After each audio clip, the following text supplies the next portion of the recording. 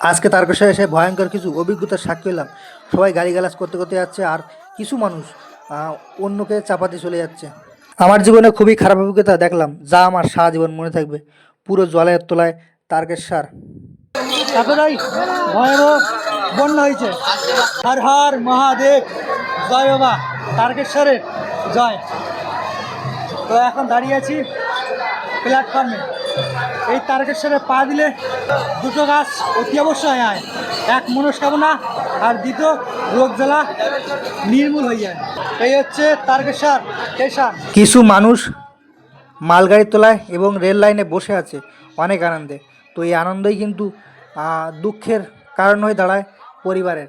তো প্রত্যেক বছর রেল লাইনে কিন্তু দুর্ঘটনা ঘটেই চলেছে। তো সেটা আমাদের কারণেই, আমরা সচেতন না হয়ে রেল লাইনে কেন বসতে যাব? তো প্ল্যাটফর্মে কিন্তু অনেক জায়গা আছে, তো সেখানে বসা দরকার। তো নিজেদের কারণেই কিন্তু জীবনটা চলে যাচ্ছে।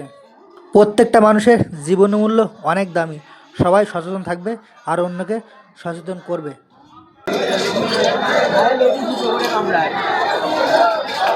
একদম তারকেশ্বর স্টেশন কিন্তু জনসমুদ্রে পরিণত হয়েছে। কেমন লাগছে? জল ঢালতে পেরেছো? জল ঢালতে পেরেছো? কোথা থেকে এসছো? কোথা থেকে এসছো? তারাপীঠ। ও, প্রত্যেক বছর আসো?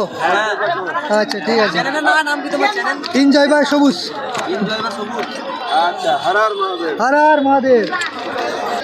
এই প্ল্যাটফর্মে এবং রেল লাইনে যারা হেঁটে চলে বেড়াচ্ছ, তারা একটু সতর্ক হয়ে চলাফেরা করবে, যেহেতু রেল লাইন দিয়ে হাঁটতে গেলে যেন কোনো বিপদ না হয়। আমার অভিজ্ঞতা থেকে আমি বলছি, তারকেশ্বরে অনেকেই হুজুগে পড়ে আসে। তো হুজুগে পড়ে আসার কোনো দরকার নাই। যাদের একমাত্র মনের কনফিডেন্স আছে যে আমরা যেতে পারবো তারকেশ্বরে, তারাই আসবে। বাচ্চা কাচ্চাদের নিয়ে আসার কোনো দরকার নাই। আর বয়স্ক মানুষরা বিশেষ করে তারকেশ্বরে আসলে কিন্তু অনেক সময় বিপদ হয়ে থাকে। আর এই ভিড়ের মধ্যে যদি একবার পড়ে যাওয়া হয়, তো সবাই কিন্তু পাড়া দিয়ে কিন্তু চলে যাবে। তো এই ভিড়ের মধ্যে অনেক অসৎ ব্যক্তি ঘুরে বেড়াচ্ছে।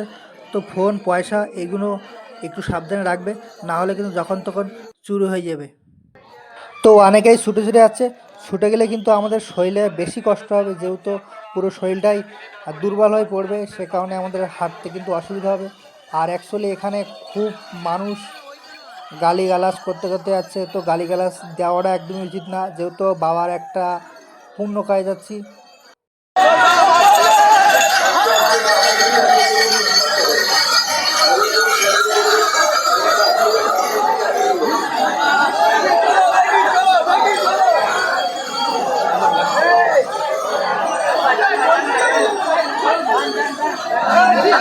তো আমরা একটা শুভ কাজে যাচ্ছি, আর কিছু সংখ্যক মানুষ উল্টোপাল্টা স্লোগান, রাস্তায় রাস্তায় বাম্পার, বাবার কত টেম্পার, এরকম ধরনের গালিগালাজ আরও বেশি বেশি করে দিচ্ছে এবং অশৃঙ্খলাভাবে গালিগালাজ করছে, যেগুলো আমি তোমাদের শোনাতে পারলাম না।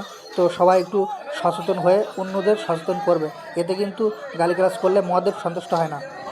তো এখানে কিন্তু লক্ষ লক্ষ মানুষ তার কাছে এসছে। আর দ্বিতীয় কথা হচ্ছে যে গেটগুলো করেছে, এই গেটগুলো কিন্তু গেটের সামনে দাঁড়িয়ে আছে, তারা কিন্তু খুবই কষ্ট করে রোদের মধ্যে কিন্তু দাঁড়িয়ে আছে। তো সবাই কিন্তু এইভাবে দাঁড়িয়ে কষ্ট করে কিন্তু তারকেশ্বরে মন্দিরে জল ঢালার জন্য যাচ্ছে। ক্যানিং থেকে এসছো? আচ্ছা, কদিন ধরে হাঁটছো? 3 দিন। ও, কেমন লাগছে এখানে এসে? কেমন লাগছে? পুরো কষ্ট। কোথা থেকে এসছো? কোথা থেকে এসছো? কলকাতা থেকে। কষ্ট হচ্ছে, তেমনি মজাও হচ্ছে। মজা হচ্ছে একদম। শেওড়াফুলির থেকে কিন্তু পায়ে হেঁটে এই তারকেশ্বরে আসতে মিনিমাম 8 ঘন্টার মতো লাগে। আর থেমে থেমে আসলে 12 ঘন্টার মতো লাগে। এইভাবে কিন্তু সারা রাত ধরে বাবার ভক্তরা এখানে ছুটে আসে।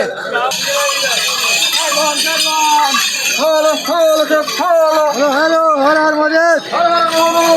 হ্যাঁ,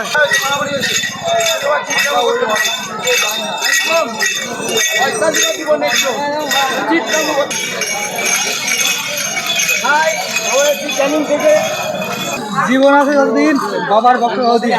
তো মহাদেবের জন্য সব কিছু করে বলে আর ভক্তরা।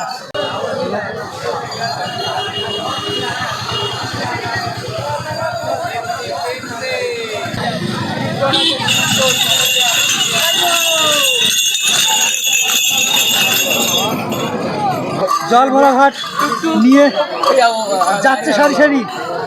বাবা তোমার দরবার সব পাগলের খেলা। কষ্ট হচ্ছে না আনন্দ হচ্ছে? আনন্দ হচ্ছে, কোনো কষ্ট নেই। বাবার কাছে গেলে অবশ্যই দুঃখ কষ্ট সব দূর হয়ে যাবে। তো শাওয়াগুলি থেকে তারকেশ্বরের ডিস্টেন্স 36 থেকে 38 কিলোমিটার। আমরা এসছি ক্যানিং থেকে। ক্যানিং থেকে এসছো? ক্যানিং থেকে। আমাদের বাঘ আছে, বিশাল বাঘ, 30-31 জন। আচ্ছা আচ্ছা। তো এইভাবে আমরা আসছি আসানসোল থেকে।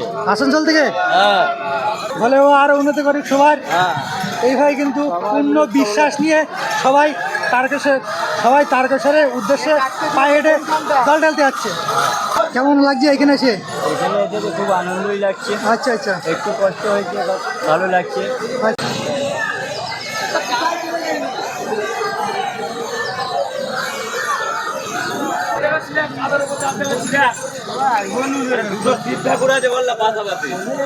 সব বাবার মহিমা আছে, বাবা দিয়েছেন বলে করতে পেরেছি না। সব ঠিকই আছে। হর হর মহাদেব। বলো হর হর মহাদেব। রাস্তায় খুবই জাম, আর এদিকে কিন্তু সব বাবার ভক্তরা জল পার হয়ে যাচ্ছে। আমরা যাচ্ছি কৈলাসে।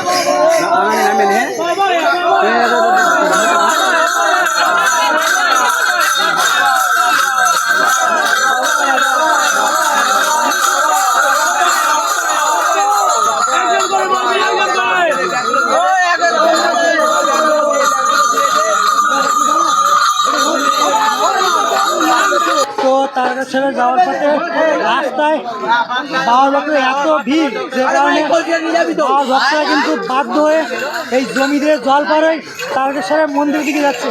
আর বৃষ্টিতে কিন্তু পুরো জায়গাটাই কিন্তু ডুবে গেছে, এতটাই ভয়াবহ বন্যা হয়েছে। তো এখন আমরা এখান থেকে যাব তারকেশ্বরের মন্দির দিকে। তো ওখানে কিন্তু জল পার হয়ে ডুবে ডুবে তারকেশ্বরের মন্দির দিকে যাচ্ছে এই বাঘ নিয়ে।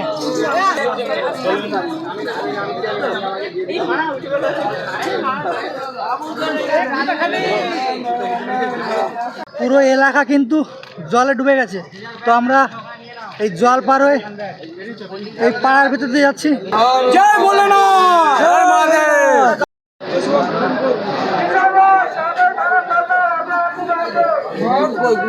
তারকেশ্বরে বিভিন্ন রকম লঙ্কার আচার, আমের আচার, কুলের আচার এবং অনেক ধরনের আচার কিন্তু এখানে বিক্রি হয়। তো এইটাই হচ্ছে তারকেশ্বরের 1 নম্বর গেট। এখান দিয়ে সবাই বাবার মাথায় জল ঢালতে যাচ্ছে মন্দিরের ভিতরে। তো ভেতরে ভিডিও নিষেধ আছে, যে কারণে বাইরে থেকে তোমাদের দেখালাম। আর এটা হচ্ছে দুধ পুকুর। সকল ভক্তবৃন্দদের মনস্কামনা পূরণ হয় পূর্ণ বিশ্বাস নিয়ে এখানে ডুব দিলে সকল লোকের আরোগ্য লাভ হয় এই দুধ পুকুরে। তো এটা শিবগঙ্গা বলা হয়। অনেকে কিন্তু এখানে স্নান টান করে মন্দিরে পুজো দিতে যাচ্ছে। হর হর মহাদেব। তো অনেকটা কষ্ট করে কিন্তু ভিডিও বানালাম, আর এখানে ঠেলাঠেলির মুখে পড়ে গেছিলাম। তো যতটা পেরেছি দেখিয়েছি। আর এখন বাইরের দিকে বেরিয়ে যাব। তো আমরা এখন টিকিট কেটে কিন্তু স্টেশনে ঢুকবো, যেহেতু টিকিট ছাড়া কিন্তু ট্রেনে চাপা অন্যায়। তো যাই হোক, তারকেশ্বর স্টেশন থেকে আমরা প্ল্যাটফর্মে বসে আছি এখন। এখান থেকে কিন্তু অনেক মানুষ নিজের গন্তব্যে চলে যাবে। তো সবাই ভালো থাকবে, সুস্থ থাকবে। আর যারা এখনও তারকেশ্বর আসেনি তারা শেষ সপ্তাহে চলে আসো। যদি ভিডিওটা ভালো লাগে একটা লাইক দেবে, আর চ্যানেল নতুন হলে চ্যানেলটা সাবস্ক্রাইব করে আমাদের পাশে থাকবে।